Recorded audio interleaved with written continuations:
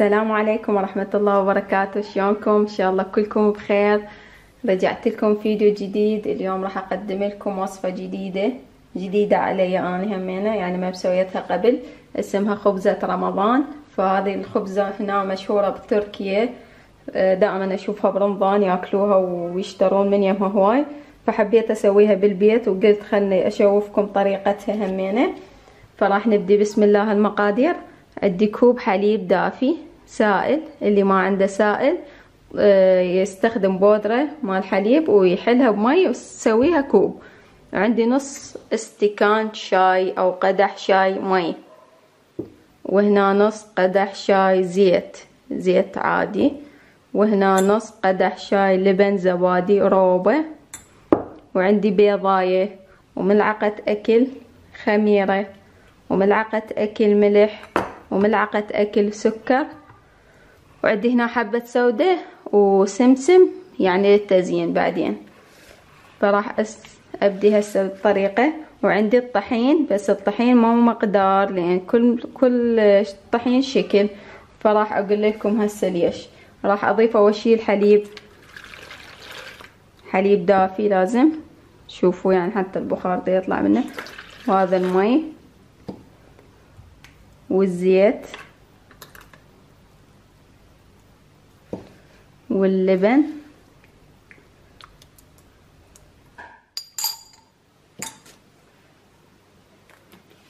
وملعقة الأكل السكر، شوفوا هذه، والخمرة ملعقة كبيرة، ملعقة أكل،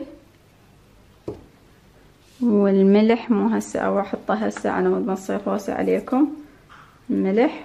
وعندي هذه البيضة اللي راح أسويه هسه. راح أخذ بس البياض مال البيضة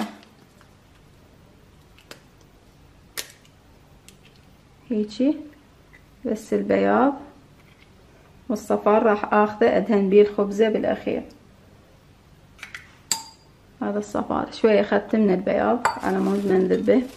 اللي ما يريد يستعمل بيض بالعجينة عادي، بس نخلطه نذوب السكر. هسه بهذا الشكل. عندي هذا الطحين هنا، ما اعطيكم مقدار، كنوا بسألونا عن مقدار، بس انا احط السائل على مود ما تصير عندكم تخرب العجينة. اذا اعطيكم مقدار يجوز راح تصير عندكم اسمك او تصير عندكم لينة ازيد من اللازم. فاني اسوي السوائل اعطيكم مقياسها، والدقيق او الطحين حسب اللي عندكم، فانتوا تحطون كمية يمكم وتضيفون حسب اللي يحتاجه، او حسب اكو دقيق يمتص مي ازيد. فشوية شوية نضيف لحد ما نوصل للقوام اللي نريده. راح اخلطها.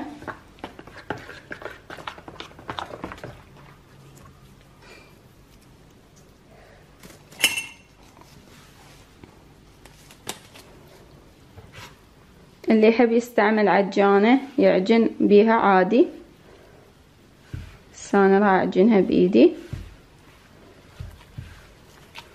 مثل ما تشوفون. شوية شوية نضيف الطحين. هذا طحين عندي عادي بس هو ابيض، اللي يريد يستعمل طحين صفر يقدر يستعمل، بس اهم شي يكون العجين عندكم، يعني الطحين اكو يصير عندنا يسيل، لا مو هذا. فنوعية شوية زينة عندكم على مود النفش. صراحة هاي الخبزة طلبوها من يمي، هاي الوصفة والخبزة احد المتابعين، بس انا اول ما اشتريتها كانت ما طيبة، فثاني شي من اشتريتها طلعت نوعية اطيب منها، فطلعت هي عندهم اشكال. فهذه الوصفة الثانية اللي ضقتها اشتريتها، فهاي كلش طيبة مو مثل العادي. هذه المكونات اذا سووها على هذه المكونات كلش طيبة، ويا الجبن ويا المربى.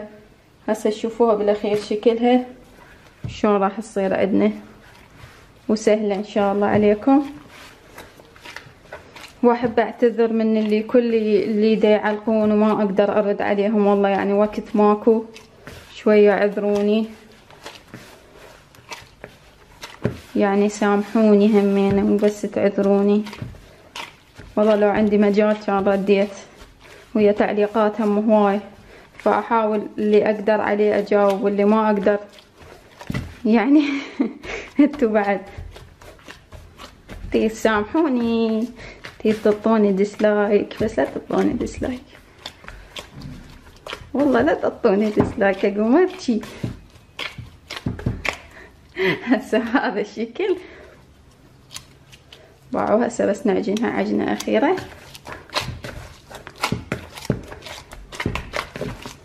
هذا قوامها، شوفوا هذا قوامها، بس تعجنوها بعد شوية شوية. راح أضيف لها الدقيق، تصير عندنا عجينة ثقيلة. هذا الشكل نعجنها عجنة أخيرة على مود ما تلتصق، بس العجينة تصير عندكم ما تلتصق، يعني ها هي كملت. هسه بهذا الشكل شوفوها صارت عندي ما تلتصق. راح أخليها تختمر، انتو حسب الجو اللي عندكم، ما راح اقول لكم لا 30 دقيقة او ساعة، وهاي حسب الجو اللي عندكم. من تشوفوها انتفخت يعني مختمرة، بس غطوها وعفوها بمكان دافي وارجع لكم بعدين. وهسه عندي هذا العجين شوية اختمر، راح اخليه يكمل الاختمار مالتي يعني بالصينية نفسها مال الفرن، على مود اتأكد انه هذا الخبزة راح تنفش عندي زايد. فبهذا الشكل راح احطها بس هيجي. عندي هاي صينية بعد دهنتها بزيت فقط، شوية زيت هذا بالفرشة. خاف واحد ما عنده ورق زبدة، اللي عنده ورق زبدة يحط اسهل له، بس انا حطيت زيت لان دائما يقولوا لي يصير او لا. شوية حطوا زيت بايدكم على مود ما تلتصق. هذه هي شكلها هيك تصير اصلا دائرية وكبيرة. تريدوا تقسموها تسووهن 2 او تسووهن اصغر عادي، بس انا راح اسويها مثل ما هم يسووها هنا. هسه بهذا الشكل راح اخليها ترتاح 10 دقائق، اغطيها على مود ما تنشف الوجه مالتها، وارجع لكم بعد 10 دقائق. وهسه هذه بعد ما ارتاحت عندي 10 دقائق راح نسوي الخطوة الاخيرة ونشكلها او نسوي شكلها حسب اللي عندهم هنا. هيك تضغطون باصابعكم تسوي هيك دائرة بالبداية، وهذا الشكل عندهم هنا ومنا.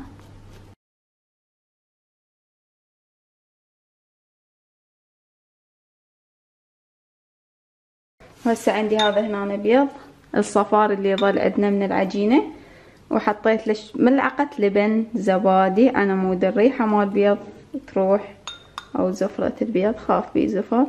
هسه راح ادهنها. هسه بهذا الشكل كملنا دهناها كليتها.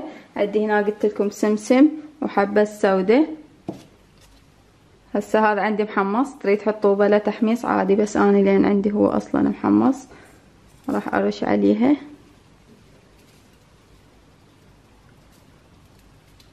هذا الشكل.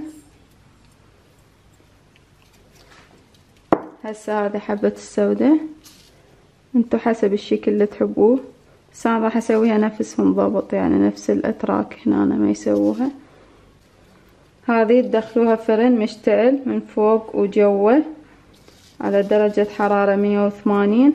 اللي ما عنده فرن يشتعل فوق وجوه سوا، تشعلون الجو اول شي، تخلوه يحمى اول شي الفرن عندكم، وبعدين تشعلون بس الجو تخلوه يحمى. تدخلوها ربع ساعة تشوفوها بسكينة او شي، شوفوها من جوا. اذا استوت عندكم تحولون النار من فوق لحد ما تصير عندكم وتطفوها. هسه بهذا الشكل انا قلت لكم راح ادخلها على فرن 180 فوق وتحت سوا. هذا شكلها.